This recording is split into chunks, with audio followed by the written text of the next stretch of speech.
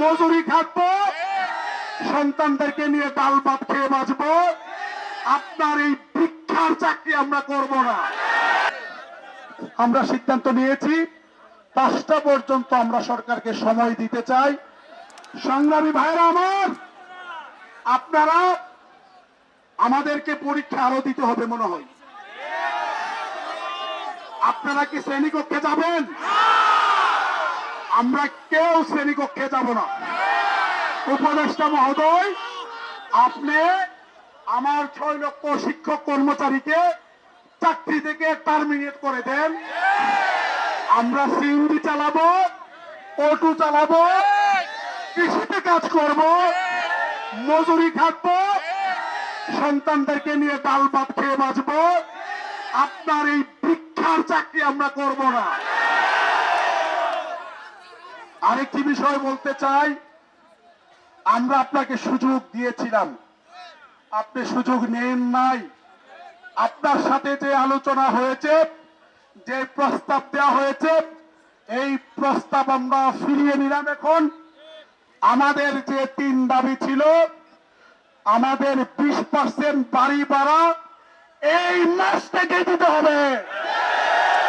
কোন হেঙ্কি বেঙ্কি আগামী বাজেট চলবে না।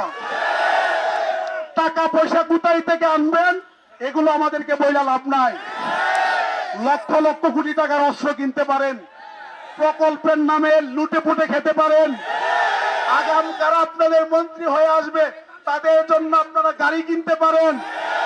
আর 6 লাখ শিক্ষক পরিবারের ডাল ভাতের খাওয়ার জন্য 3000 কোটি টাকা দিতে পারেন না। সুতরাং আমরা আমাদের প্রস্তাব ফিরিয়ে নিয়েছি। আমাদের 3 দাবি: 20% বাড়ি ভাড়া, 1500 টাকা মেডিকেল ভাতা, 75% উৎসব ভাতা এই মাস থেকে দিতে হবে। আপনাকে সম্বোধন এতদিন করি নাই, আজকে করছি। আপনার প্রতি আমাদের আস্থা আছে, শ্রদ্ধা আছে। সচিবালয়ে ব্রিফ করার পরে সকল মিডিয়া ছিল, নিশ্চয় আপনি ইতিমধ্যে জেনে গিয়েছেন। আমরা প্রত্যাখ্যান করে এসেছি।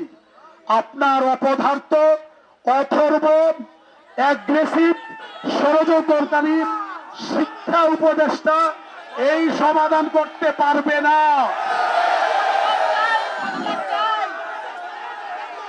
আমরা আমাদের আর কারোর উপর ভরসা নাই। আজকের আলোচনার পরে আমাদের আর কারোর উপর ভরসা নাই। আমাদের এখন একমাত্র ভরসা আপনি।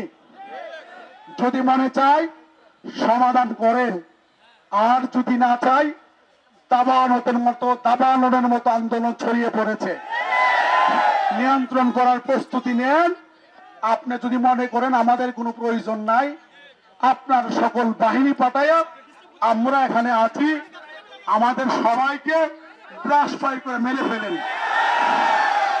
2-4 একটা আপনাকে করতে হবে, হয়তো দাবি মানতে হবে, না হলে ব্রাশ ফায়ার করে আমাদেরকে মেরে ফেলে দিতে হবে। আমাদের কোনো আপত্তি থাকবে না। আমরা 6 লক্ষাধিক শিক্ষক পরিবারের সম্মানের জন্য, মর্যাদার জন্য, তাদের হক প্রতিষ্ঠার জন্য, তাদের অধিকার প্রতিষ্ঠার জন্য আমরা আমাদের জীবন এই জাতির জন্য বিলিয়ে দিতে আমরা প্রস্তুত আছি। এর বাইরে আমাদের আর কোনো বক্তব্য নাই।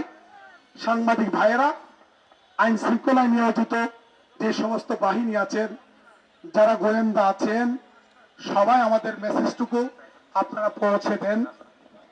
আমরা আমাদের যে কর্মসূচি রয়েছে, আমরা সিদ্ধান্ত নিয়েছি, যেহেতু যমুনা কর্মসূচিটা একটা চূড়ান্ত পর্যায়ের আসলে কর্মসূচি, আমরা সরকারকে 5টা পর্যন্ত সময় বেঁধে দিতে চাই। আমরা চাই 5টার মধ্যে যাতে, আমার কথা শুনেন, নো আবেগ, আবেগ চলবে না। যদি আমাদের নেতৃত্ব মানেন কথা শুনতে হবে, নইলে আপনি নেতৃত্ব নেন, আমি মাপ চেয়ে চলে যাব। আমার কথা শুনতে হবে। আমরা সিদ্ধান্ত নিয়েছি 5টা পর্যন্ত আমরা সরকারকে সময় দিতে চাই। আমরা চাই আমাদের অভিভাবক যার কাছে আমরা আবেদন রেখেছি 6 লক্ষ শিক্ষক পরিবারের পক্ষ থেকে আমাদের মাননীয় প্রধান উপদেষ্টা, আমাদের দেশের গর্ব, একমাত্র নোবেল লরেট যিনি বিশ্বে আমাদেরকে সম্মানিত করেছেন, মর্যাদাবান করেছেন, তার কাছে আমাদের 6 লক্ষ শিক্ষকের পক্ষ থেকে আকুল আবেদন, 10টার মধ্যে স্যার আপনি আমাদের বিষয়টা সমাধান করেন। আমরা আপনার প্রতি শ্রদ্ধা জানিয়ে আমাদের সচিবালয় যমুনা অভিমুখে পদযাত্রা কর্মসূচিটি 5টা পর্যন্ত আমরা স্থগিত করলাম। পরবর্তীতে আমরা হয়তো যদি আমাদের আবেদন আপনি বিবেচনায় না আনেন, আমরা হয়তো আপনার বাসভবনের দিকে অভিমুখে আমরা পদযাত্রা করতে বাধ্য হব।